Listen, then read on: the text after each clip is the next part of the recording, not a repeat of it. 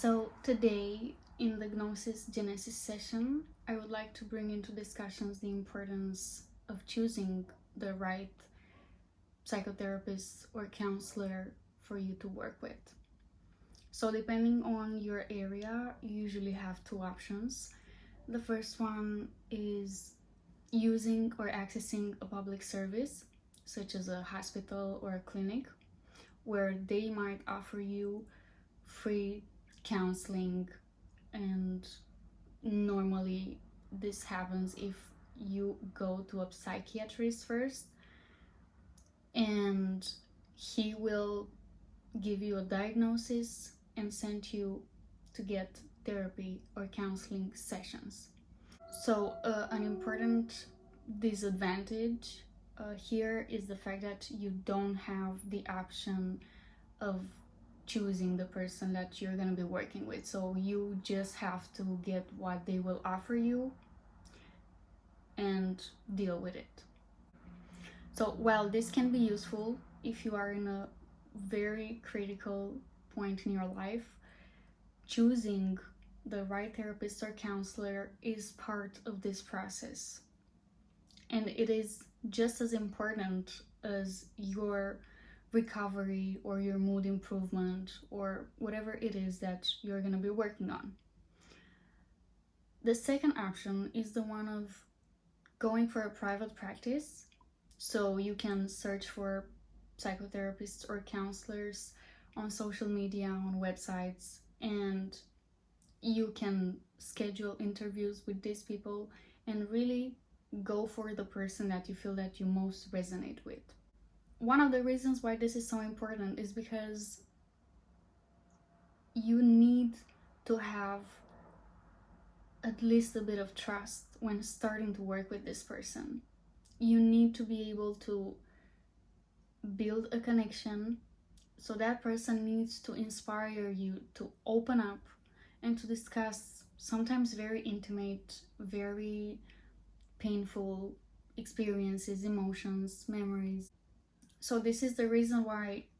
this type of relationship that we're building in psychotherapy and in counseling is different than the other relationships in our lives. It is a professional relationship, but it is different in the sense that that person will help you access some depths of yourself, some parts of yourself that you may not even know they are there, and some experiences that you may not have told anyone before, which is why it is very important who you're working with. Now,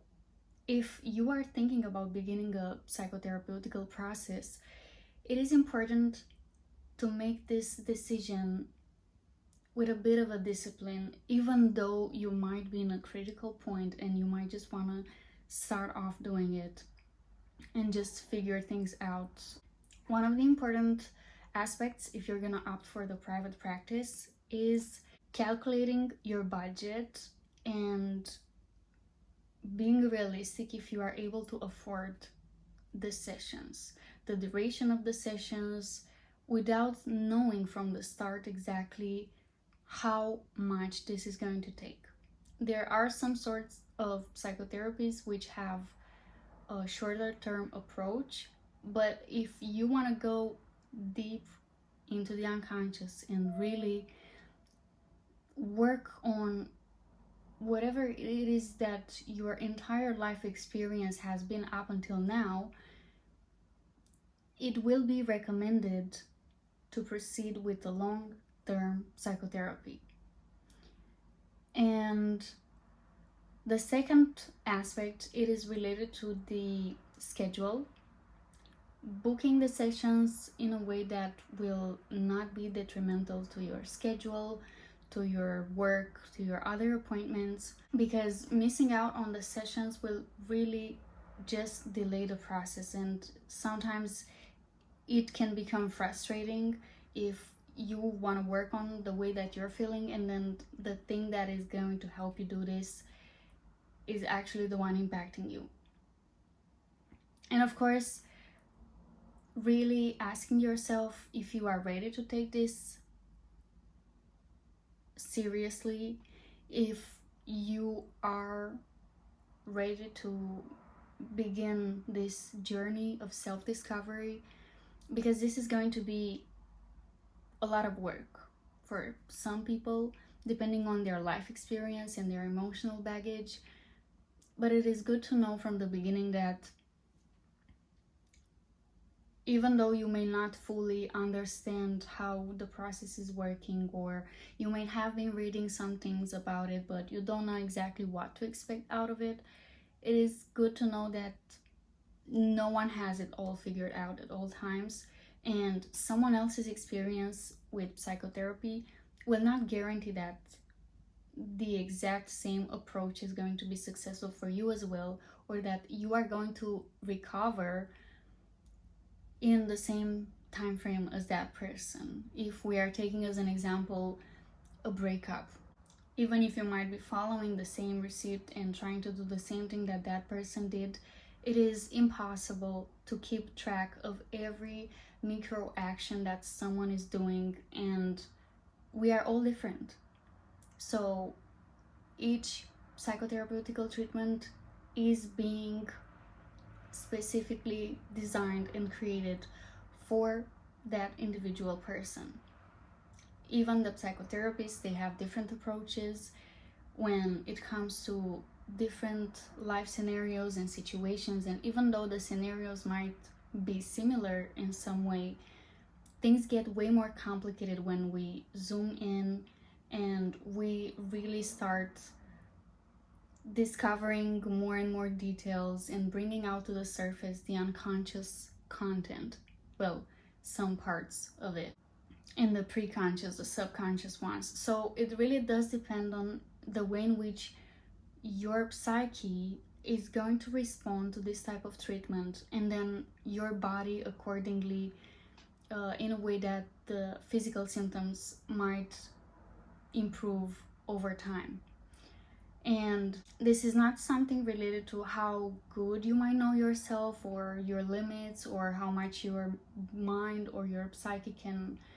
keep up with what is going on. It does depend on your internal structure and the dynamic of your psyche, and really it depends on the experiences that you've been through, your family situationship, or your life experiences in general. And psychotherapy will be able, as a process, to help you analyze all of the aspects of your life, but without you having to overthink about them. By coming to the sessions or logging online,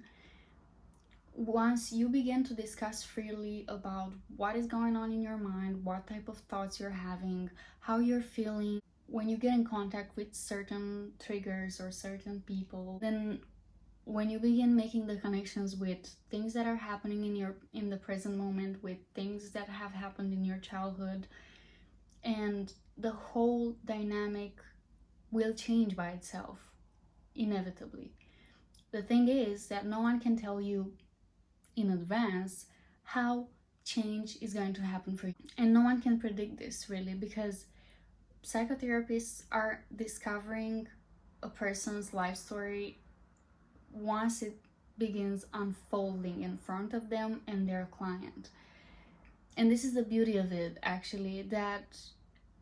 it really makes us take a step back from all the generalization that we know and the studies and all of the trying to fit everything in categories and in certain boxes. And it really helps us focus on what is really going on with ourselves, with our own body, with our own mind and thoughts and psyche, and in our own family. And once you begin analyzing and going back in time, you start gaining new perspectives on the way that things have once been, and you get to experience and to relive some of those experiences and some of those emotions, but in a safe space. And this safe space really means someone that has been specifically trained to know how to guide you and what type of questions to ask you in moments of self-doubt, of questioning yourself. And this specialist can help you address questions to yourself and search for the answers within yourself. Because at the end of the day, we do need someone from outside of ourselves to see some things objectively, to help us gain insight of what is going on, and to really help us question things differently. And it is not always about talking. The focus is the free speech, so discussing about whatever comes to your mind without trying to prepare in advance and to structure your speech and what you're going to say, because when in the session, thoughts are really coming to us. They come to the surface and then the psyche starts making connections. Sometimes the connection is coded in a specific way, or there is a lot of symbolism there, because the unconscious cannot directly reveal things to us. That's why we have access to some of the information that actually goes through the pre-conscious state of mind level, and then they are filtered again and they are coming back to the surface, because the raw version of what is actually happening in our unconscious can be very unhinged, because there are some rules and regulations in our mind. Sometimes those thoughts cannot come to the surface in that raw form. Sometimes they do.